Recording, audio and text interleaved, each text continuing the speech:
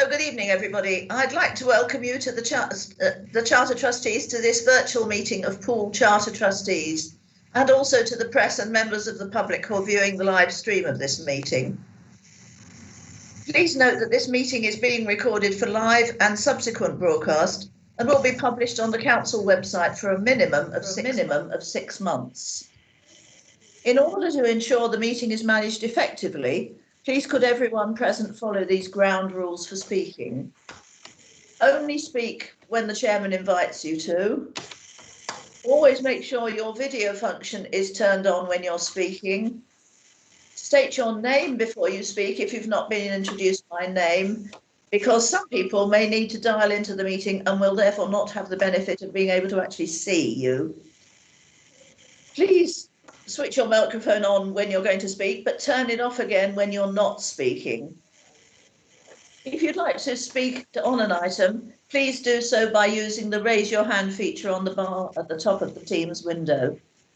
Don't use the messaging bar. That should only be used if you're raising a point of order or providing the wording for a motion.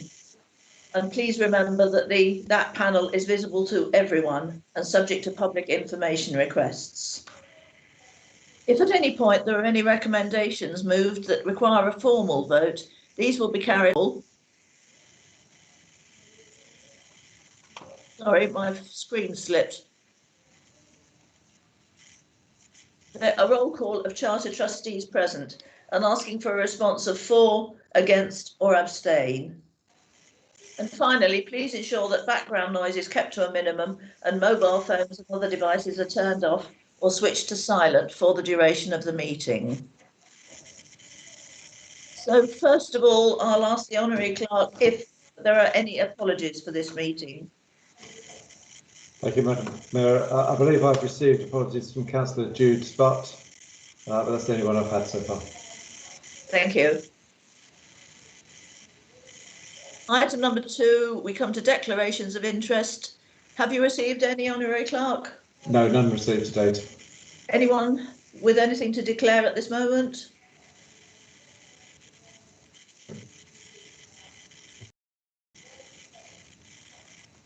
Well, I think Councillor Burton has his hand up. I believe so. I haven't got my Teams screen on, that's the trouble. I'm reading the script at the moment. So if Councillor Burton has something to say, please speak. Right, so my hand was raised for the apologies, Madam Mayor. I have apologies from Councillor Marcus Andrews, who was intending to attend, but unfortunately has been delayed en route. So, okay, thank you. So we've had an extra apology, no declarations of interest. So we come on to item 3, the confirmation of minutes and matters arising. We're asked to receive the minutes of the meeting held on the 28th of October last year and to consider any matters arising. So, first of all, has anyone got any comments to make? If so, please raise your hand.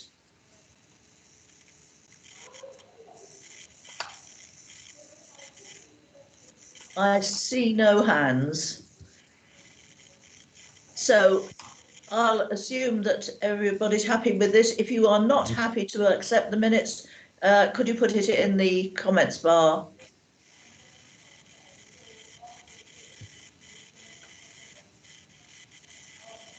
Okay, I'll take that as a unanimous acceptance. Thank you very much.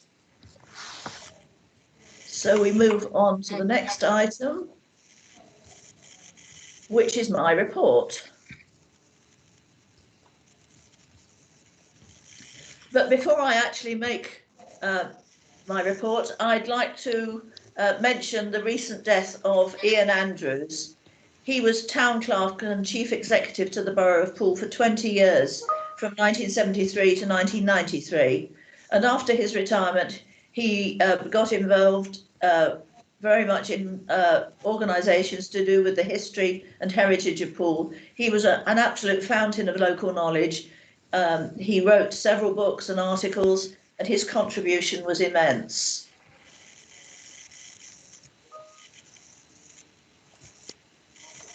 So at the time of the last Charter Trustees meeting, there was still some uncertainty about the form Poole's commemoration of Remembrance Day would take. In the event, we held a very short ceremony at the War Memorial, but at 10 o'clock in the morning on the Sunday, with a limited number of members of the British Legion and the public present.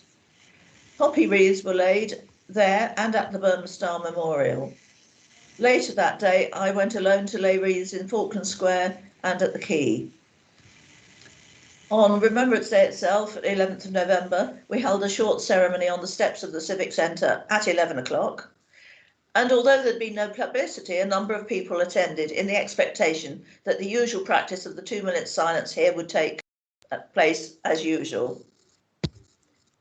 The introduction of the second lockdown put an end to further public events, but after it was lifted, I was able to go to Upton Bay Care Home in Hamworthy to open the marketing suite. There were just 3 of us there for the ceremony, 2 staff, plus me, plus the mace bearer who came to bring the chains and dress me up.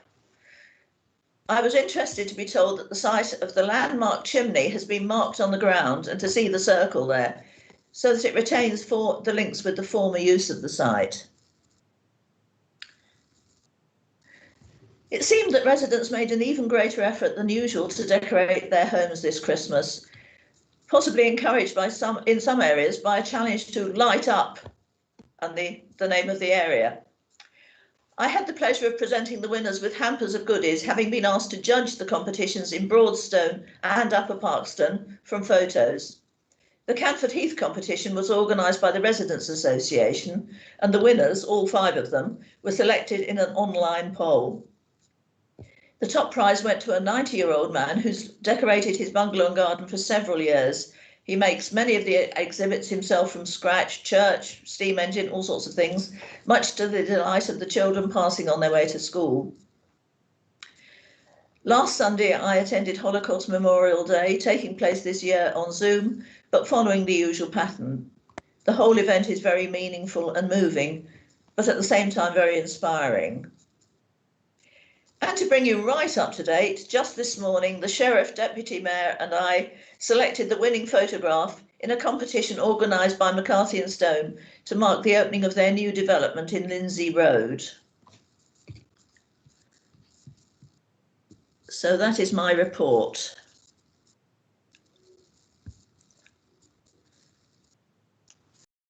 Now we come on to item 5, budget and precept for 2021-22. So I'll ask Dan Povey, who's the responsible financial officer, to present the report on the budget and precept for the coming financial year, circulated with the agenda at item 5. Thank you, Madam Mayor. And good evening, Charter Trustees. So this report sets a recommended budget for next year, which, if approved, would result in a council tax requirement of £121,920. The budget itself is detailed in Appendix A on a line-by-line basis, and builds really on the discussions and guidance that we received at the budget workshop, which we held with nominated Charter Trustees in December. The main features of the budget are that in the main, individual lines have been held at the 2021 levels, so that the base budget is fit for purpose as we emerge from the pandemic and as activity goes back to normal.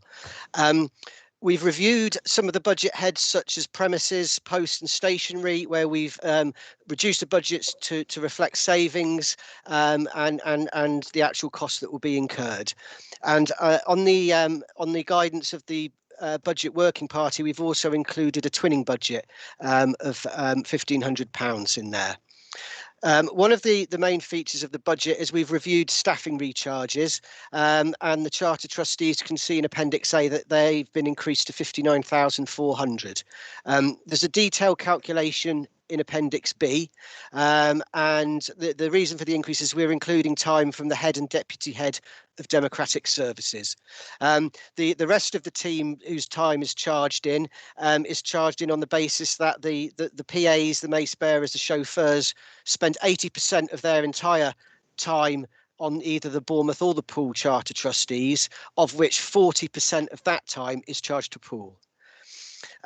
You'll see accountancy recharges have also been reviewed and are coming in at 3,400. Again, a detailed calculation in Appendix B, and that's just to reflect the support and the work given to the Charter Trustees from the finance team.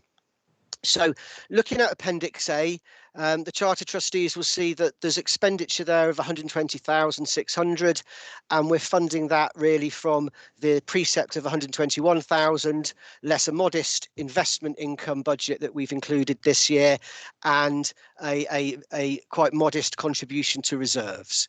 So that's the budget in outline, Madam Mayor. Coming on to reserves, the report talks about reserves in paragraph 16.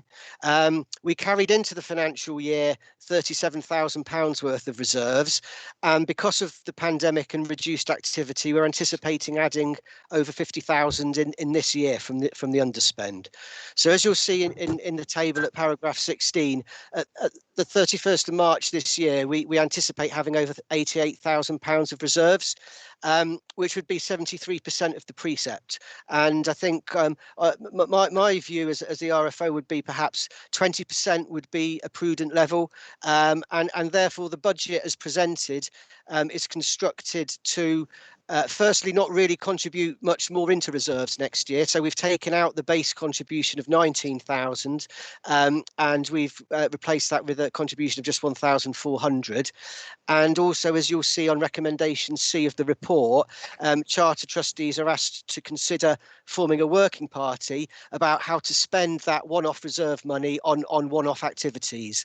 And perhaps I could suggest that the focus would be, first of all, on how to utilise the 37,000 we brought forward into this financial year. And once we've closed this financial year, you'll see from the report there should still be some in excess of the 20% prudent level, which Charter Trustees can consider in due course. Bringing that all together, we've got, well, I should just mention the tax base, sorry, in paragraph 23. Unusually this year, we've got a reduction in the tax base. That's consistent across BCP councils area, being due to the pandemic, the increased cost of council tax support and reduced collection rates. So our tax base has actually gone down from 58,609 to 56,971, which has an impact when we're setting the council tax. Bringing that together, paragraph 27 shows the actual calculation of the precept and the bandees. A precept of 121,920 would equate to a bandee of £2.14 per annum. And that is a freeze in council tax because you're charging £2.14 in the current year. So there will be no net impact, no net increase on the council tax. And you know, that has been achieved really by reducing that contribution to reserves, which has offset the pressures from the tax base and from the recharge and salary reviews. I think the other thing I would just point out, just for Charter Trustees to note, is that Charter Trustees in the draft local government settlement in December, you're not subject to referendum principles for excessive council tax increases. We're waiting for that to be confirmed in the final settlement in February, but it would be unusual for them to increase or apply the referendum principles to organisations that don't currently have them. So that's the premise on which the budget has been formed. But of course, you're looking at a freeze in the recommended budget. The only other thing in the report, Madam Mayor, is just to note the audit of last year has been completed and all signed off. Thank you, Mr. Povey. I see Councillor Stribley wishes to say something. Thank you, Madam Mayor. First of all, apologies for being late joining. I was trying to get in for 15 minutes, something wrong with the system because it was telling me I was waiting to be let in and nobody was letting me in. But I am concerned with one thing Mr. Povey's just said. He said, set up a working party to decide how to spend the one-off reserve money on a one-off activity. Now, to me, that seems an absolute nonsense. If a special activity comes along, then that is something to look at to see if we have enough in reserves to spend it. But just to see, in effect, sit there and say, what can we spend this on, reminds me of the situation before we became a unitary, when we had some £24 million in reserves, and the council set up a working party. How can we spend these reserves so we don't hand them over to the county, you know, if we don't become a unitary? Absolute ridiculous, because the reserves were spent and we in effect had nothing to show for it. So I'm very happy with the reserves, but and I'm very happy if a special event comes along and you yourself or subsequent mayors have a project that they wish to put forward to invest it in. But I personally cannot see the common sense, but let's sit down and see how we can spend this on a one-off event. I'm sure we could all think of something to spend it on, but in effect, would that be value for money? And would it be the right thing for the people of Poole? So I would just urge caution on that one, or I would like, if you like, a better explanation. Thank you. Yeah, can I just come in on that before I call on the other people who've got their hands up? At some of the meetings we've had informally, obviously not decision making, various suggestions have made of things that have not been done recently that could do with doing. For instance, I mean, one example was bringing the mayoral and sheriff's boards up to date and possibly doing some restoration work, this sort of thing. So the idea of the working party is to look at those things, not saying how shall we spend it, but looking at are the things that really need doing that have been left. But we've now got some money and we could usefully do them. That was the idea. Anyway, let's bring in the rest of the speakers because I've got quite a few. First of all, Councillor Slade. Thank you very much, Madam Mayor. There's a couple of things here. The first of all, in relation to that sort of work, it does feel to me rather outrageous that those things are not budgeted for. You know, I totally understand why they haven't been done in the last year. Obviously, we've been going through extraordinary circumstances, but it's rather disrespectful to those people who've had the office of mayor for those things to not have been updated. And I would have expected that there is something in our budget all the time to ensure that those things are reflected year on year, because they need to be done on a regular basis, and that there isn't any money already set aside for specifically those things. There's two other things I wanted to say. One was around not this immediate forthcoming year, but the following year, 2022, we are anticipating, all being well, touch wood, the platinum jubilee of our Queen. And should that not be possible, we may well be anticipating in a coronation. So it feels appropriate to me that we should be considering what the Charter Trustees of Poole would want to do to mark whichever of those occasions. Maybe both are likely in the next 10 years. To not have a significant amount set aside would, I think, be disrespectful to the Queen. So that's that. The final thing I just wanted to add was my extreme disappointment that despite us raising it for nearly a year, there's nothing in the budget that allows for the other remembrance events, the formal remembrance events that take place elsewhere in Poole. Broadstone has for decades had a parade which is supported by the council. Council officers attend, they provide a wreath, there is a formal parade, and we did ask that a budget towards that was formally in there, and I notice it's not there despite having been looked at by the budget workshop. So I recognise it's not there. I presume it could be dealt with via reserves, but I would like to see something in there going forward about that. Thank you. Councillor Slade. Councillor Trent. Thank you, Madam Mayor. I think what Councillor Stribley's referring to, I thought it has actually been raised in full Charter Trustees, the temporary one-off surplus, and I thought that amongst the other things that were being looked at was the revival of the mayor's award, civic awards and things like that. Councillor Trent, can I just butt in? That's the next item on the agenda. Yeah, but that was what I understood was some of the things that were being looked at, and because we have had an extraordinary situation where things haven't been done, and there are some things that perhaps need to be marked. And I think the first year's budget was established on a very precautionary basis. So, I'm just wondering whether something's going to be made of this that isn't there, that it's a one-off small amount. You're talking about small amounts of things that have been deemed as desirable, and that it was going to be a small group of people actually looking at it in more detail. Correct me if I'm wrong on that one, but I do think that because we've had a rather peculiar year, 18 months almost, that we do need to look at things, and the things like the mayor and sheriff's, the boards in the rooms, where people's names are put in. I think it's disgraceful that has been abandoned, and that the last mayor goes back about 4 years or something. And I think the sheriffs go back even further than that.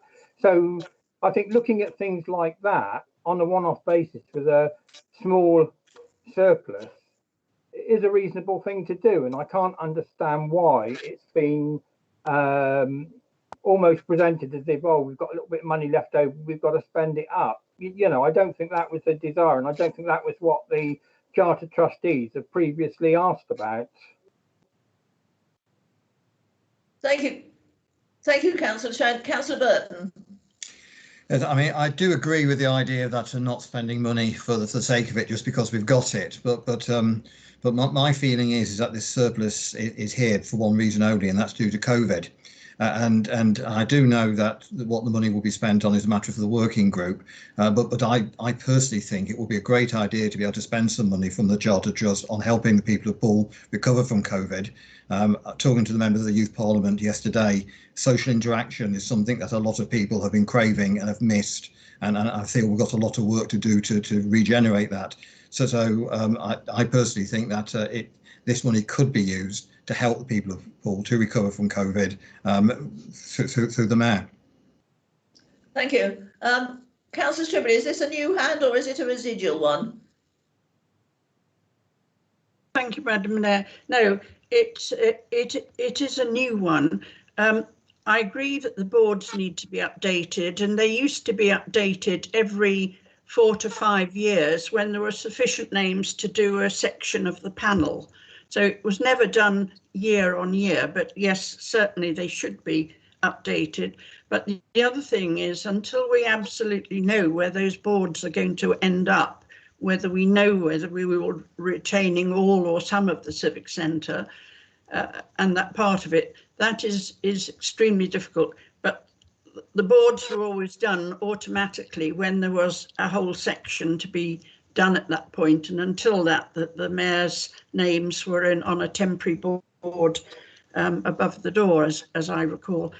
But I think it should be to the mayor and the sheriff and the incoming mayor to determine what the special items are, and then to put them to the Charter of Trustees for support, if that is the way forward.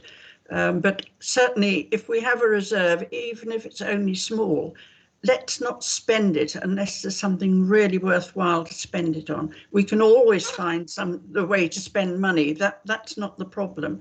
But personally, I think it should be down to the mayor and sheriff to decide what is important for their year, and then look for support from the rest of the trustees.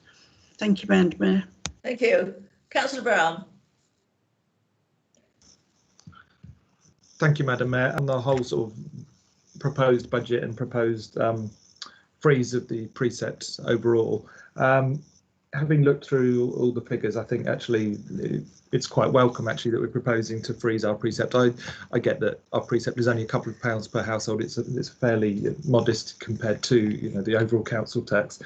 But just interestingly, some of us obviously sit on Bournemouth Charter Trustees where our wards cross the border, and by comparison our Bournemouth neighbours are making an 11% or 24p increase per household in their precept. So I think it's quite welcome that in Poole we can freeze it. And I think actually even looking at the figures, I think it's fairly prudent even freezing it, except that there's an increase in a fairly substantial increase in the accountancy services charges, but I think that's quite understandable to go from a £500 budget to 3,400, because when you look at an operation where we're spending 120,000 a year, to just have 2 or 3% in terms of accountancy and banking support is fairly realistic, I think.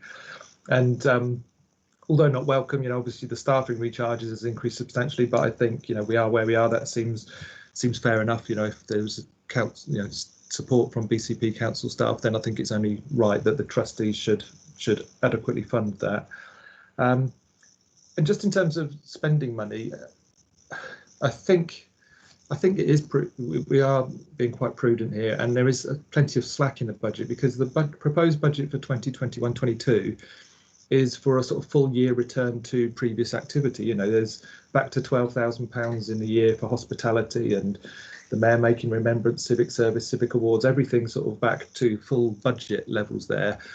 Personally, I can't anticipate, I think the effects of this pandemic will continue during that financial year, and we won't have a full year of activity. So I think we will end the year next year fairly underspent in quite a number of those areas, and there'll be plenty there to do what we need to do. So those sort of suggestions and comments from colleagues about remembrance services, etc., I think looking at the numbers, we should be able to accommodate those within what we're doing, because we're not going to spend up to those levels in the coming budget year. Frankly, we could cut the budgets and probably still stick within it, but I'm content that we set a reasonable budget. We'll probably come in under that, but overall, I think it's very welcome that in Poole we can freeze the precept, and I'll be supporting the budget proposal. Thank you, Councillor Brown. Councillor Butler. Thank you, Madam Mayor. Yes, I'm just wondering whether we can have a separate vote on the Part C of the recommendation about the working group, because personally I feel that all of us can have an input as to ideas as to what things can be spent on, and then we can all vote on what we think is best as a whole group. So I don't see why we need a working group, which might be just a small group of people with one particular way of thinking. So that's really what I'm requesting, that maybe we have C as a separate vote. Thank you, Councillor Butler. That actually was my intention, that we have a separate vote. So you got there first. Councillor Brooke. Fine, thank you, Madam Mayor. It's really picking up on points that have already been made, in particular the one about remembrance services across Poole, apart from the main Poole one. I notice in the budget lines there's £4,500 set aside for remembrance. Can it be clarified whether that actually includes funding towards Broadstone, Hamworthy and the other services, or is that specifically for the one that's held in Poole Park? If it's specifically for the one held in Poole Park, can we please have a decision as to whether some money can be made available for the other services? Because certainly with the British Legion in Broadstone, we know that if they don't get support, and they've been told that they're not allowed to organise them themselves anymore, those parades that have been traditional for many, many decades are going to stop.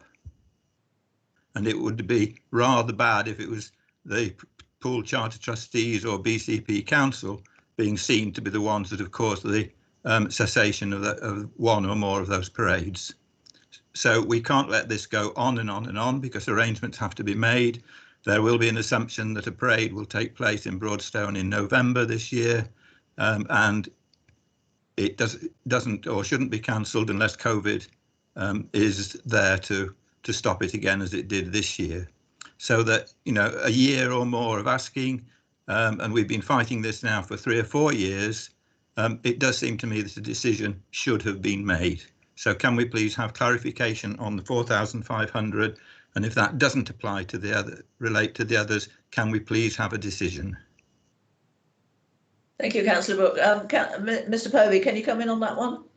Yes, thank you, Madam Mayor. Yeah, no, that's the same budget as previously, so it doesn't include funding for any other remembrance services that the Charter Trustees may wish to fund. One suggestion could be, should the Charter Trustees want to fund some additional ones this year, would be to use some of the reserves, if it's felt like a good idea, and then we can look to address that in the base budget next year. That would be one option. The other would be that there is you'll see in Appendix A, there's a 1,400 base budget contribution to reserves next year. We could rebadge that as an additional remembrance service budget if Charter Trustees were minded to support this and put it into the base budget. It wouldn't change the precept or the council tax freeze, but instead of contributing that 1,400 into reserves, which are already 73% of your precept, you could direct that towards a remembrance parade if supported. Thank you. Councillor Hadley.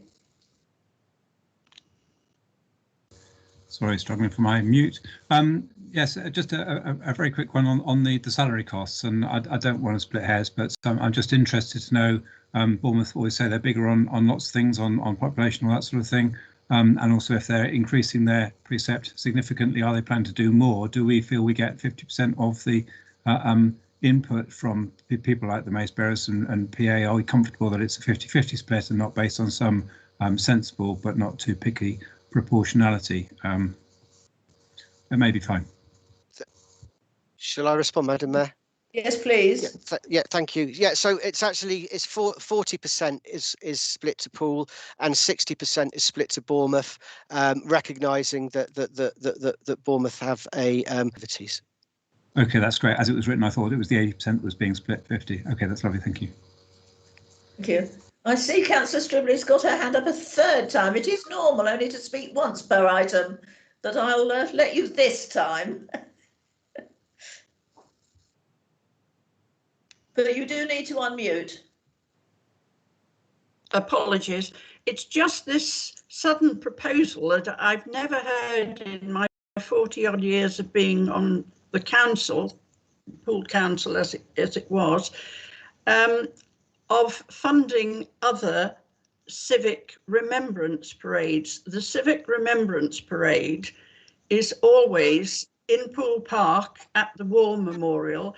Now, I know other parts of the borough have their own, but basically when the mayor has been from Broadstone or Hamworthy, they have left their own area and in fact done what every other mayor has done and led the parade in Poole Park, where you have the Lord Lieutenant, usually the High Sheriff, the Colonel of the Royal Marines, often the Chief Constable and the head of the fire service too. Now Hamworthy has a regular remembrance parade and I know Broadstone does, but they choose to fund it themselves.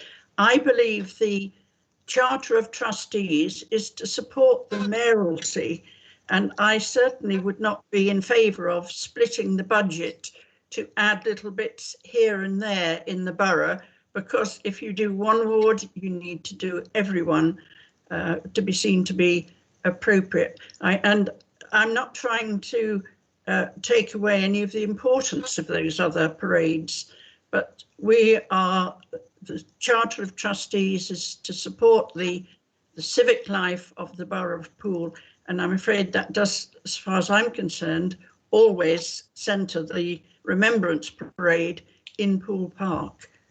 So, and St James's Church sometimes. Thank you. Councillor Brooke for the second time. Fine, thank you, Madam Mayor.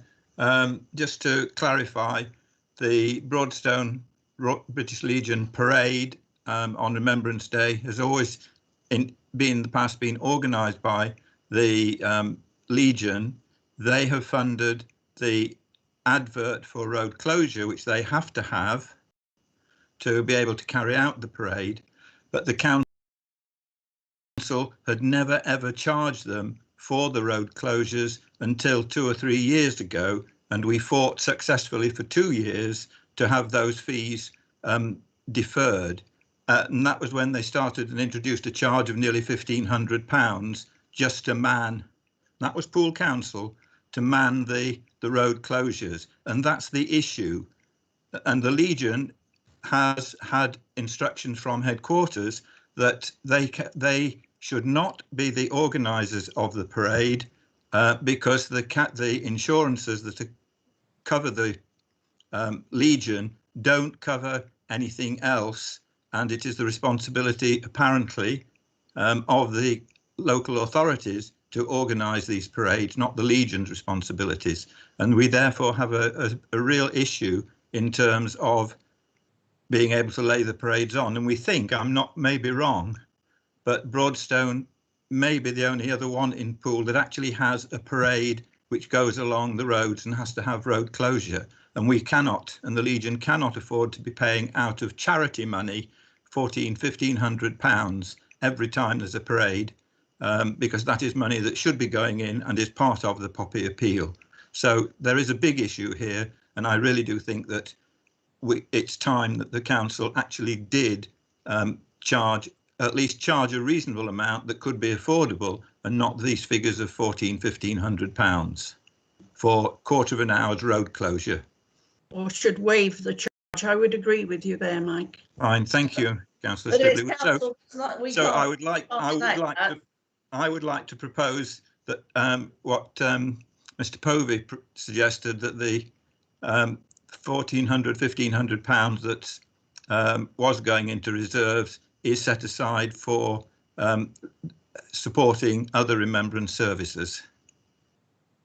Thank you, I hope I would have a second. Before I ask for seconders and we put that to the vote, the next two speakers are the two Hamworthy councillors who may have thoughts as regards the Hamworthy event. So, Councillor Bagwell. Thank you, Madam Mayor. I'm in agreement with Anne. I don't believe that we should be spending money directly into one part of Poole. As far as I'm concerned, we need to, if we did that, we'd have to do it all over the borough. You know, we're all happy with the Poole Park Remembrance. I also agree with Mike in that we need to be waiving the costings for the 15 minutes of road closure as a council. It doesn't matter whether it's, you know, wherever it is. At that point, it should be free for that Remembrance Day parade, which would then take the money. It wouldn't need the money. So as far as I'm concerned, we waive the fees for that 15 minutes of road closure or however long, and we don't then need to put the money into another part of the borough when the other parts of the borough don't get the same amount. Otherwise, we're just going to be causing just a quagmire of mess, and I'd much rather we all concentrated on the Poole Remembrance Day service, and anyone wanting to go to any other part of the town to do their service. That's really brilliant, you know, but we need to be encouraging Poole to be the main thing at the moment. So thank you, Madam Mayor. Thank you. Councillor White. It's a fair point. I think we do need to be consistent across the borough. But I mean, just for the record, the Remembrance Day at Hamworthy for the last umpty years has been supported by the local Hamworthy councillors, and there's been a wreath paid for and provided by the borough. But I can see the argument which says, you know, why should Hamworthy be singled out for something special? And I guess I can probably go with that. Thank you. Councillor Brown again. Thank you, Madam Mayor.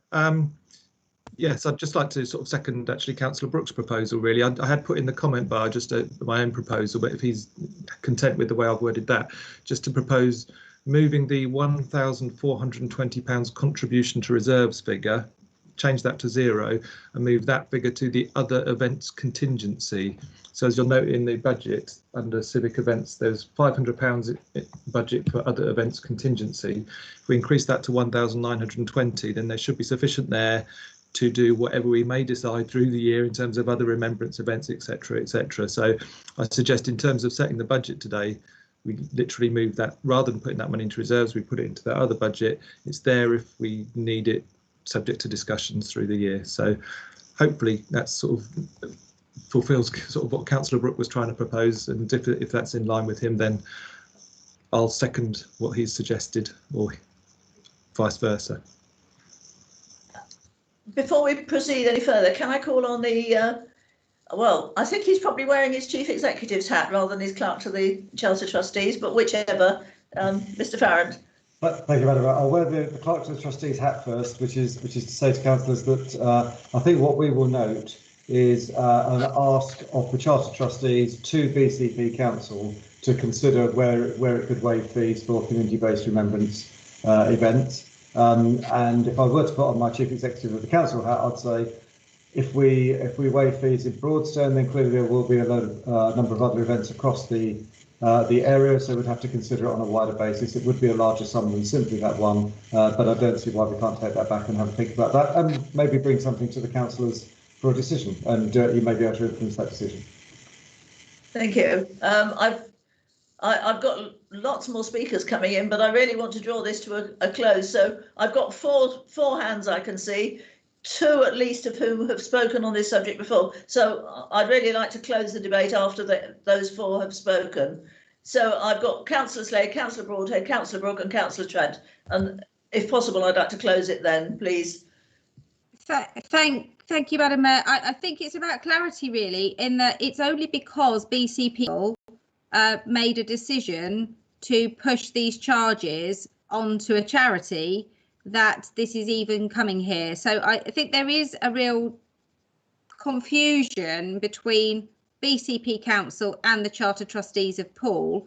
There is no need for BCP Council to charge its own residents to be able to honour the dead in the way they have done for decades. And I think that is the simplest way around this, is for the council to do the right thing. And I don't think it is particularly relevant in a lot of other areas.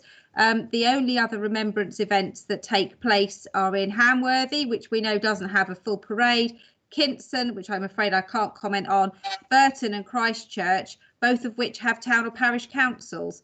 We don't have town or parish councils or any other organisation that fulfills that role, so you can't push the cost to there. So I think for me, I don't know how we can ask BCP Council to waive these costs, but to me that would be the simplest solution, pending the time it takes for that to happen, to know that should that take time, there is a reserve that can be used to ensure that we don't miss a parade this year.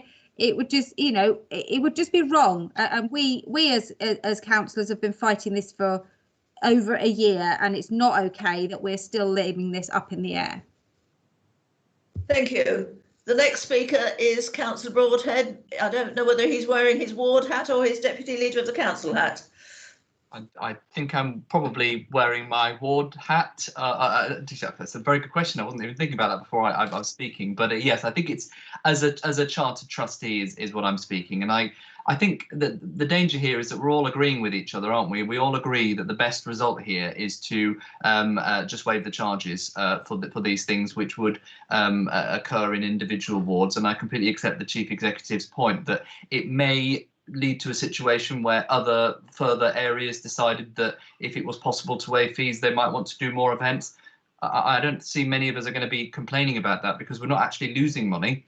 Because if we're just not charging for it as a council, then actually it's not essentially money lost, and of course it's for the public benefit as well. And of course we're in a bit of a silly situation here, in that we're talking about essentially putting some taxpayers' money into paying taxpayers' money in another side. So I would suggest that the effort goes into, you know, like all the previous speakers, a waiving of the fees. And whilst I accept Councillor Slade's point that in the meantime, wouldn't it be good to use this budget to actually attribute the money? I think the danger is that that doesn't give the impetus to resolve the issue. So I'd probably support the previous speakers at this stage. I wouldn't be supportive of putting the money, taking the money out of the reserve to support the events. I'd much rather that we try and find the solution which we all want, which is about waiving the waiving those fees. Now, putting my deputy leader's hat on, if you ask, I'm quite happy to take that away with others to try and make that happen. I'm sure that that's something that we can and should make happen. But to move the money from one point into another just in case, I think it's probably a step too far. Thank you, Madam Mayor. Thank you. Councillor Brooke. Fine, thank you, Madam Mayor. I was just wanting to come back and clarify that I was not asking specifically for the money for Broadstone. It was for all the other remembrance services that might be going on. However, I am also very supportive of the idea of the fees being waived totally in the first place. So I'm more than happy to support the waiving of the fees. So are you withdrawing your motion?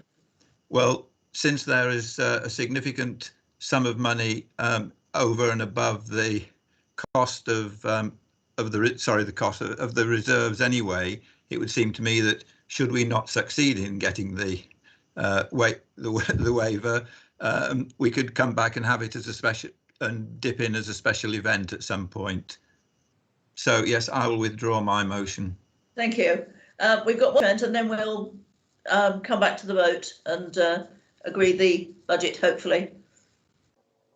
Yeah, I was just going to say that that personally I thought that Councillor Brown's rewording of the proposal had actually kind of clarified it and made it quite useful. We've already been told that you potentially open up a can of worms if you start to make a BCP-wide thing. But what we've got here are two events that have been going on for years and years and years that have at one time received some support, and we're talking about a very small amount of support. These are charities, it's remembrance events. These are important and things that we need to value. And as an aside line, in the general use of reserves, I actually think that we actually need to do something to make up for the fact that we never managed to do a proper VJ event, as well as other similar things were missing last year. And I really think there needs to be something done to commemorate, whilst we've still got some people who are still alive who were involved in it. But I think we're looking at a really simple, straightforward thing, two events. I wouldn't necessarily think that new events would be considered in the same way. We're talking about two events that have been going on for a long, long time. They're charity events, they're commemorative events, and I really think that we could be not relying on BCP Council to waive fees, and we'll have all the usual discussions about, well, this might set this off and that might set off that off. To me, it seems a perfectly reasonable thing for the Charter Trustees to support events in Poole that have been going on for a long time. And we are talking about a silly amount of money, but a significant amount of money if you're organising these things in your charity. So personally, I think we should still be trying to at least, sort of cushion these events. They're not like yesterday's invention or anything like that. These have been going on for a long time. So that's my thoughts anyway. Thank you. Mr. Jones, can you help us out on this? Madam Mayor, apologies. I think Graham Farrance had to leave the call on an urgent item. I just wanted to cover, there is actual expenditure incurred for the Broadstone road closure. It's not just about a fee for the advert. I think as Graham has indicated, I'm sure we can consider that. There is actual expenditure though. So I'm just wondering whether, clearly Mr. Povey has indicated that there is this amount in the budget, whether we could bring a paper back to you on the road closures per se, outlining the costs that are incurred. The issue around other parishes, the Charter Trustees are a separate legal entity. You do raise a precept in the same way that parish and town councils do. For that purpose, you are similar to a parish and town council. So I just want this back to BCP, and I fear this is just going to go around in a circle again, whether we can actually bring a paper back to you to outline those costs and the consequences. That sounds to me like a sensible solution, because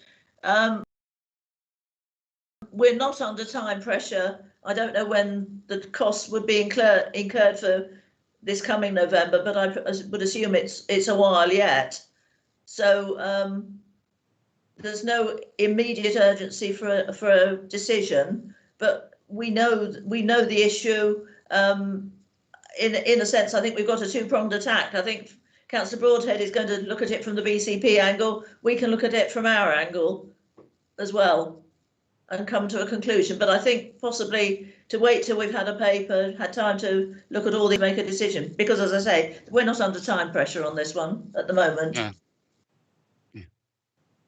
I heard a yeah. Thank you, Councillor White. I think it was you. Yeah, happy to second that if that's a proposal, Madam Mayor. Yes, I suppose it is a proposal.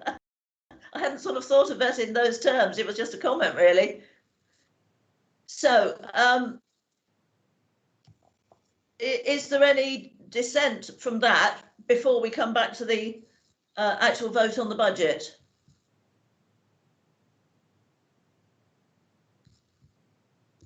So if you want to dissent from that, can you record it in the chat box? Otherwise, I'll take it that that is agreed. I can't see any. Oh, I've got an abstention. Oh, because the person concerned, the councillor concerned, didn't hear the whole debate. So it's not a view, it's a missing for all the facts abstention.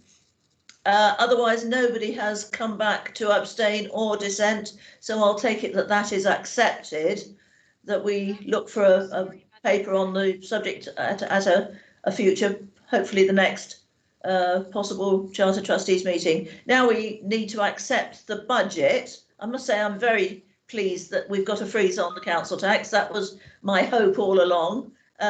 Sorry, Madam Mayor, I think Karen might be trying to communicate. She's got her hand raised and I've heard her very quietly. All right. Thank you, Councillor Hadley. Sorry to interrupt. Just before you go on to the budget per se, in view of the issues and the comments that have been raised by various Charter Trustees around the timing concerning the funding for the Remembrance Day events, can I just seek your clarification in view of the fact that the next date that we have for the Charter Trustees is your May meeting? So therefore, in view of some of the issues that have been raised, I don't know when the clock starts to tick and become an issue, whether this would be something that you would want to look at an additional meeting, but I just want to flag that with you because obviously, as some of the ward councillors have indicated, this is a matter that's been going on for a while. It has. The key thing is when decisions will be made and the expenditure being incurred for November's event. And I don't know the answer to that. I don't know whether anyone here present does. Councillor White, have you got any thoughts? Well, certainly for Hamworthy, May is fine from a timing standpoint. Yeah, we wouldn't normally do that sort of thing at mayor making. This is the thing. It will be the meeting after, and I don't know what the likely date of that is. June sometime probably.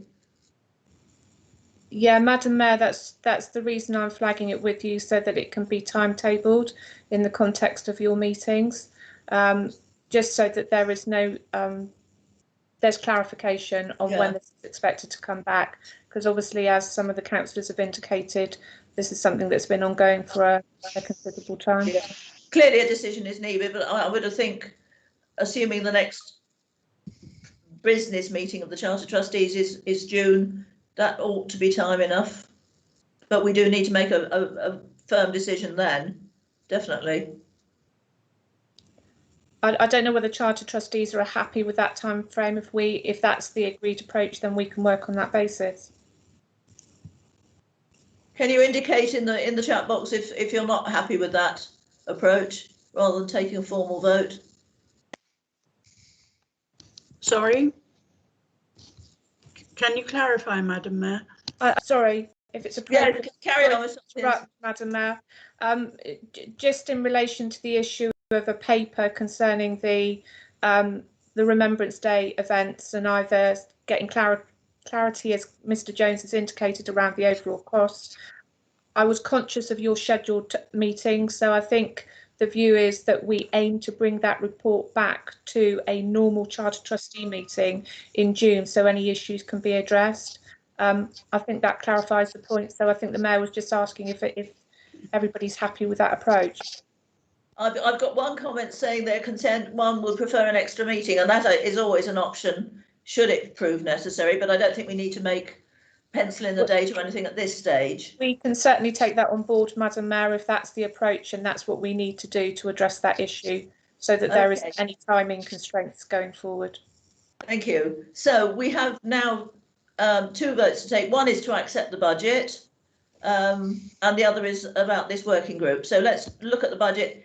Have we got any dissent or abstentions on accepting the budget? If nobody comments, I shall assume we're accepting the budget as is, with a freeze on council tax, on our portion of the council tax.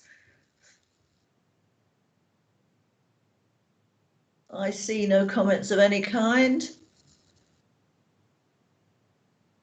So the other vote will be about the principle of setting up the working group. Mr. Povey, can you remind us exactly what the proposal was? I can, Madam Mayor, thank you. So it reads, the Charter Trustees form a working party to identify how best to utilise reserves in excess of the recommended prudent level. So first of all, we need a vote on whether we set up a working party, and then we perhaps need another vote on the composition, or at any rate the numbers. So if you're happy to set up a working party, you don't need to do anything. If you wish to dissent or abstain, could you put it in the chat box, please?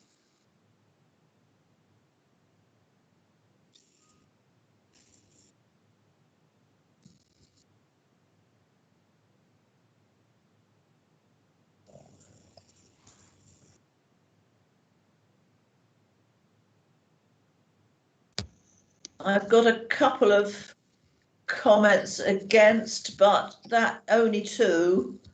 So I think we can take that a majority have voted in favour of setting up a working party. Not necessarily. Well, nobody else has objected. Only two Charter Trustees out of all the number present are. A third one has come in.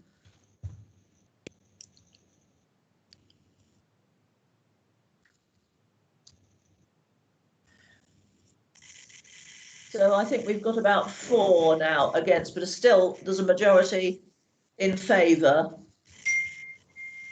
So I think probably the best way forward, Ms. Tompkins, is that you circulate Charter Trustees for expressions of interest.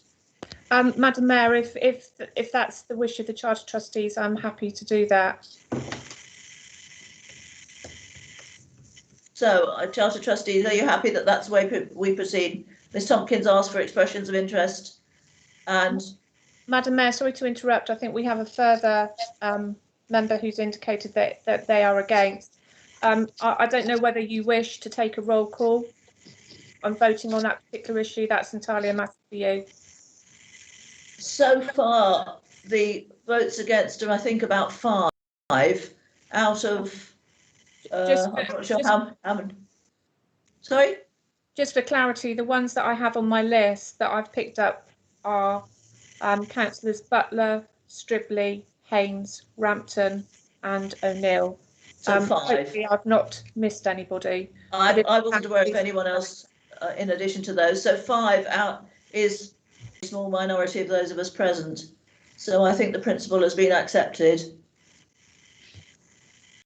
So again, I would suggest that Ms. Tompkins circulates Charter Trustees for expressions of interest. Clearly, the budget signatories are key people on this. The Mayor, Sheriff-elect as well. But we would need perhaps a few more as well. Okay. Not the best way of handling this, I'm well aware, but in the circumstances, I'm not sure we can do much better.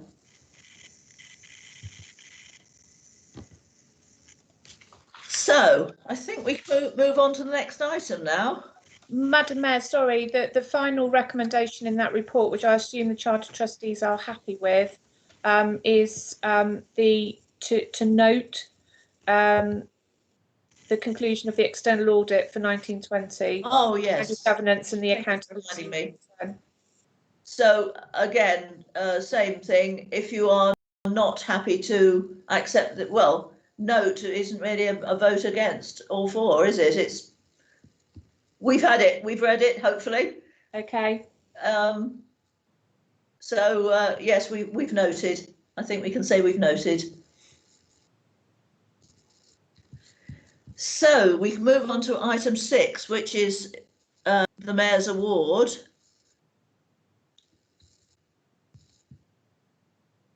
So we've talked over the last few months for some time about setting up a Mayor's Award.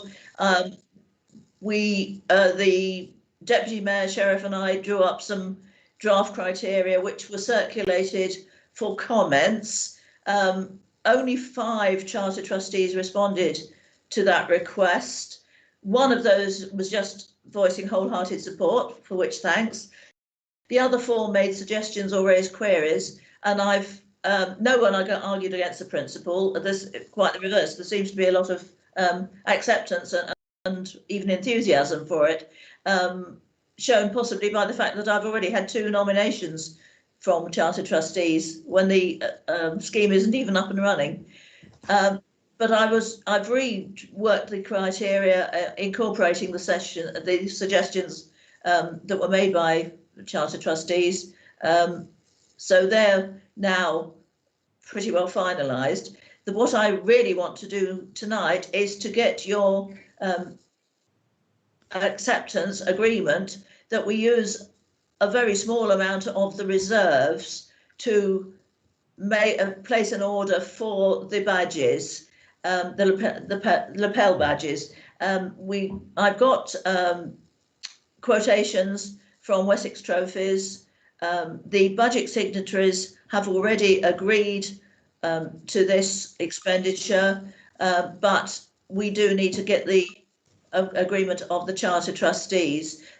The agreement from the budget signatories is that we should order 250 badges at a unit cost of £5.25, and there is also a set-up charge of £195, whatever number of badges we order, and that makes a total for 250 badges of £1,507.50. So I'm not sure whether I'm allowed to do this, but I'd like to move from the chair as Mayor that the Charter Trustees of Poole give their consent for this expenditure from our reserves. I'll second that, Marion. Thank you. Sorry. Thank you, Councillor Bagwell. Sheriff, thank you. Madam Mayor, sorry to interrupt at this point, but for the record, can I just confirm that Councillors Mike Brooke, Drew Mellor and Karen Rampton have had to leave the meeting. So just to notify Charter Trustees. Thank you very much. This meeting is going on longer than we often do, but we've had some useful discussion. I've got a hand from Councillor Butler. So, Councillor Butler. Mayor, sorry. I just wanted to check with you because a lot of the expense is in the actual forming of the artwork and everything. How many badges do you think you would be giving? Because it might be cheaper to get a double amount at a significantly cheaper cost to provide provision for more than a year possibly. So do you know how many people might be awarded in a year? I have no idea. I've tried to find out from previous experience of the previous scheme that was in place for many years, and there doesn't seem to be any record. So, I mean, I hope it's not a huge number, but I'd like it to be a significant number because there are people who are well worthy to be recognised.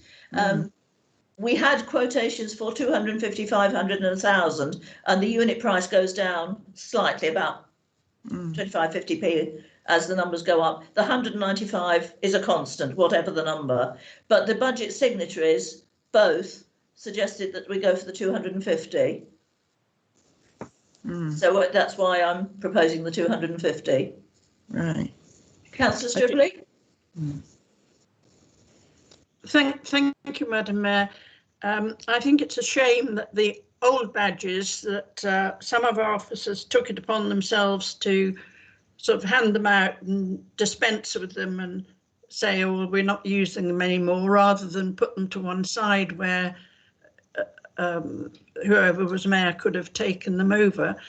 The main problem with the old system was the nomination was really clumsy and difficult, and by the time you've got two people to write the letter or sign the form or this, that and the other, that very much reduced the number of people who were really worthy and deserved to get the as it was called, the local champion award at that time.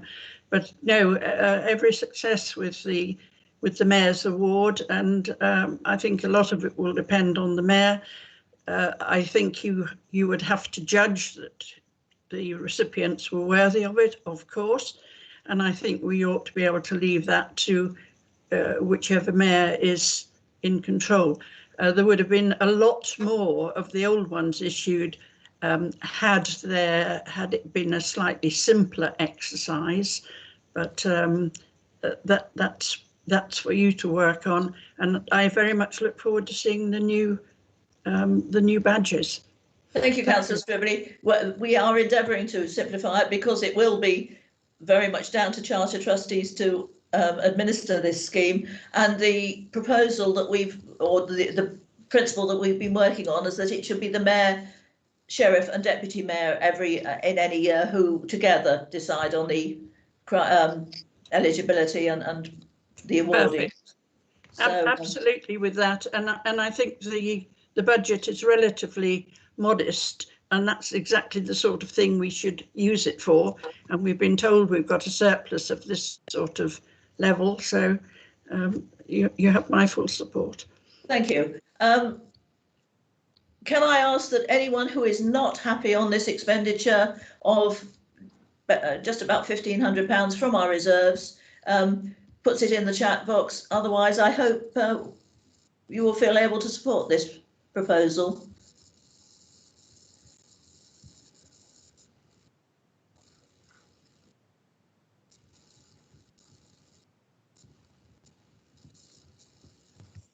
Madam Mayor, just to clarify, I'm not seeing any messages in the chat bar to indicate. I've seen some agrees. I'm not sure whether that's relating to this item or another one. I think it's this item. I think the agrees that you have in the chat bar relate to this item, as far as I understand. Right, so thank you very much. I'm very keen to get this up and running. We've been talking about it for a long time. There's something like a 6 weeks lead-in time on getting the production of the badges. In that time, hopefully we'll be able to get it publicised, the application form and details up on a website, and be ready to start giving them out, hopefully, maybe end of March, April, May, who knows. So thank you very much. So we move on to the financial regulations. Again, that's back to Mr. Povey. Thank you, Madam Mayor. So this report sets out the financial regulations that are recommended for approval. Basically, the financial regulations govern the financial management and systems of internal control for the charter trustees and relate to both the charter trustees and officers. Since the charter trustees were set up on the 1st of April 2019 as part of local government reorganisation, they've been using the BCP Council financial regulations. But now that you're established as charter trustees, you're a separate organisation, and in response to the internal audit review that was presented to the August meeting, it was appropriate that we have some bespoke financial regulations for the Charter Trustees. The regulations themselves are set out in Appendix A to the report, and as you'll see in paragraph 7 of the actual report, they cover key things like appointment of officers to support the Charter Trustees, the responsibilities of the finance officer, and the responsibilities of the Charter Trustees that can't be delegated, accounts and audit processes, budget setting and banking. They're backed up. The financial regs are backed up by the scheme of delegation, which you'll see in Appendix B.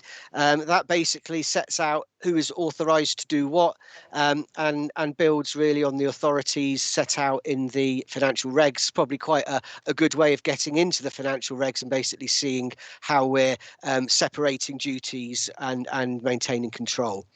There's also an Appendix C to the report, which is an overview of the banking arrangements and again the separation of duties between who can raise and authorise payments.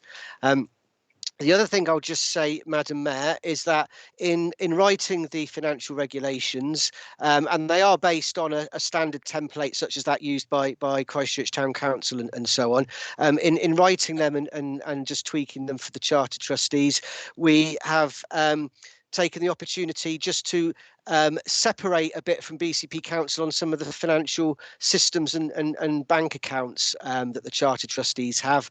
That's set out in paragraph 11. I think it's a good balance between still benefiting from the cost efficiencies and controls of being part of the BCP banking contract and finance system, but the Charter Trustees in essence having their own individual bank account and their own individual part of the finance system where their transactions are, and that will just aid audit and transparency, so it's a good thing to do at the same time as we do the financial regs. I'll stop there, Madam Mayor, but of course we'll happily take any questions. Thank you. So are there any questions for Mr. Povey? I don't see any hands at the moment.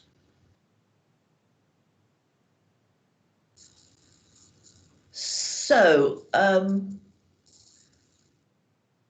no, still no hands. So, could you indicate if you're not happy to accept the financial regulations as they stand? Otherwise, we will assume they are accepted, possibly unanimously.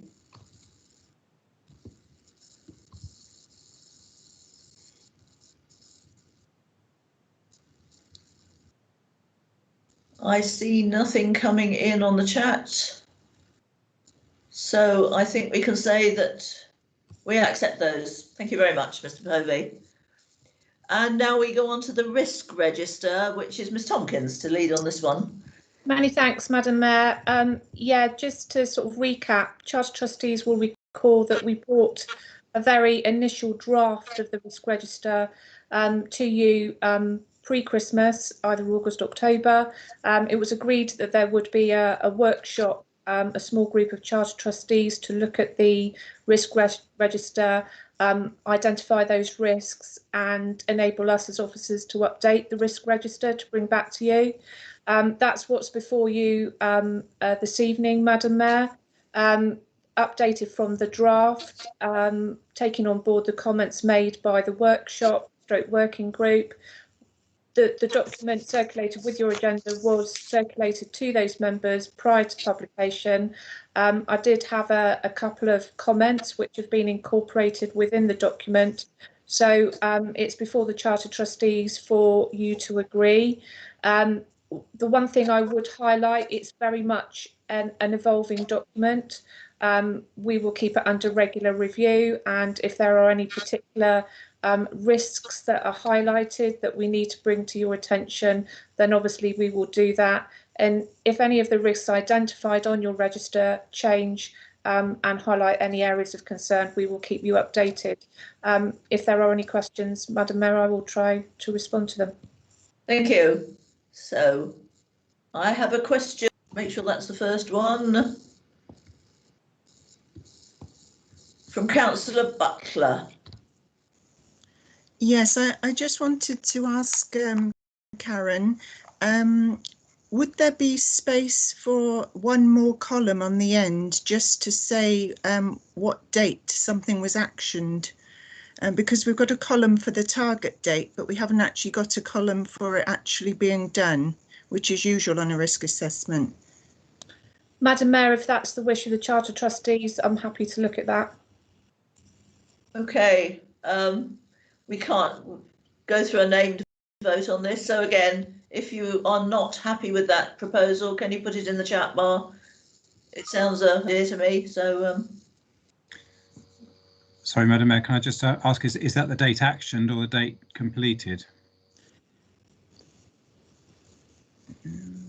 Councillor Butler, it's your suggestion. Which is it? I would think it's one and the same, isn't it? The date you actually complete the action. I don't know. Ms. Tompkins, since you're doing the risk register. My comments, I mean, I'll take this away and seek some advice from our risk experts, but my view would be completed. It's important to highlight that it is an evolving document. It's not a document that we're going to put on the shelf and not review. So if we go back, we need to go back to any of these issues because there is an area of concern. We as officers will keep that under regular review. So if the Charter Trustees are happy for it to be date completed, then I'm quite happy to add that to the register. Okay, so I hope that answers Councillor Hadley's question. So again, if you've got any concerns, can you register it in the chat bar? Otherwise, we'll take it that everybody's happy. I do see a few hands up. Councillor Stribley. I was only going to comment that in another authority I sit on, when there is a risk register, it's highlighted red if it's nothing happened, orange when the work is in progress, and green when it's finished. And I'm sure there's some way of showing that when the item or the work is completed, and I think it's a good idea. It doesn't really matter how you do it, but Councillor Butler's absolutely right. We do need to know when it's either if it's in progress or if it's completed. So thank you. Councillor Hadley, you want to come back? Your hand's still up. Yeah, it was. Yes, it wasn't about that issue. It was the health and safety one, which is the one that's got a high a risk score, and the mitigation doesn't bring that down hugely. And I guess with two mace bearers and the mayor or others around, the degree to which the lone working is an issue, and whether we need to actually formally adopt a policy to cover lone working and any kit to support those people. Madam Mayor, if I can comment on that. Yeah, a really valid point by Councillor Hadley, and it is one area of concern. And I think the key point is we need to keep our lone working policies under regular review and adapt as appropriate to see how we can mitigate that risk further. So as officers, if the Charter Trustees are happy, we can take that away for that particular area from a health and safety perspective, because it is continually keeping a mind on what additional aspects that we can include in our operational procedures to ensure that we can try and reduce that risk, which we obviously need to do. Thank you. There are no further hands, so I come back to what I'm not happy. Can you register in the chat bar? Otherwise, we'll take it that everyone accepts.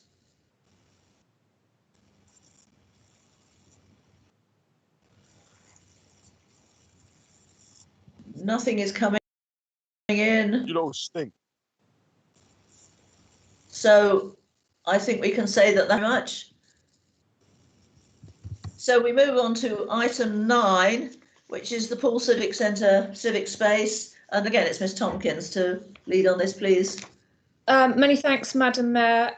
No report attached to this particular item, but an opportunity if the Charter Trustees would like to establish, I've indicated on the agenda, a workshop or a small working group comprising of Charter Trustees to consider options and provide feedback to the project team on requirements in respect of the civic space at the Poole Civic Centre. With that in mind, Madam Mayor, I sent out an email to the Charter Trustees at the back end of last week, and we had a number of Charter Trustees who have expressed an interest to form part of that workshop. I asked members if they could contact me before, but I don't know whether there are any additional names to add to that list.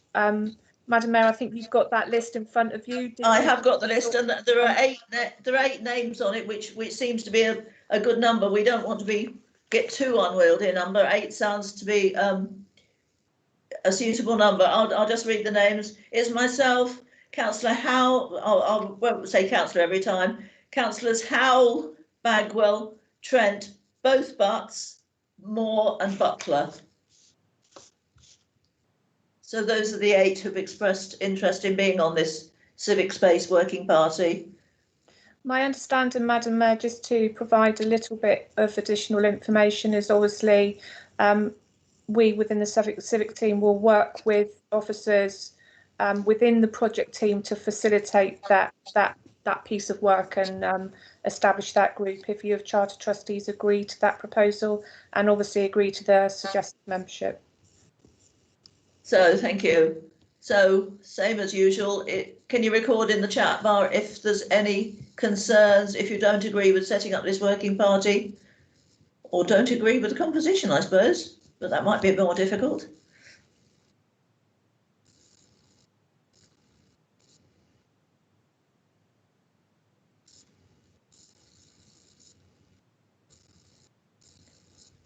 So nothing is coming in on the chat bar. So thank you very much. I think we can consider the working group has been appointed, the 8 people who've expressed interest, and we shall get action on that in due course. Yes, Madam Mayor, I will liaise with the relevant members appointed to serve on it regarding dates and arrangements. Thank you very much. So that was the last item on the agenda. So thank you very much, everybody, for attending. I know there's been quite a bit of coming and particularly going as the meeting has progressed, because this meeting has gone on longer than Charter Trustees meetings usually do, but we've had some useful discussions, I think, and actually made some decisions as well, which is always a good thing. So thank you very much. Have a good evening, and see you virtually, no doubt, at meetings in due course. Thank you, Madam Mayor.